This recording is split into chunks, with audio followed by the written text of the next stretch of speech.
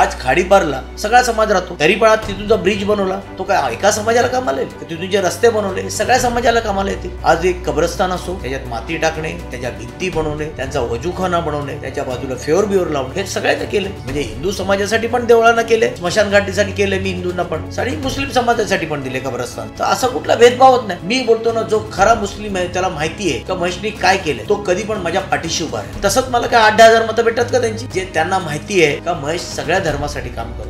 आयुष्यमान भारत योजना जी काढलेली आहे 5 लाखाचा, तर ते हे 5 लाखाची विमा हे कोणाला काय एकालाच जातात का? हे सगळ्यांना जातात. मुख्यमंत्री सहाय्यक योजना, त्याच्या माध्यमातून मी 7-8 करोड रुपये मी भिवंडीकरांच्या सगळ्यांसाठी दिले. त्यांना कुठे अडचण आली, कोणाला 1.5 लाख, कोणाला 4 लाख, कोणाला 3 लाख, सगळ्या धर्मा माझ्याकडनं जास्त करून मुस्लिम धर्मासाठी पण गेलेत. म्हणजे असं नाही का कुठे मी एका धर्मासाठी केले. म्हणून त्या प्रेमाच्या ह्याच्यात आणि माझ्या विकासाच्या मुद्द्यावर मला चांगलं मतदान होईल एवढा मला त्यांच्यावर भिवंडीकरांवर विश्वास आहे.